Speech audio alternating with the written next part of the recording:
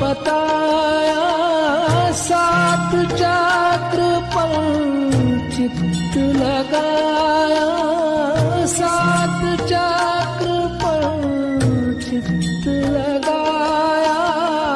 मूलाधार से सहस्रार तक, मूलाधार से सहस्रार तक, स्रोत परा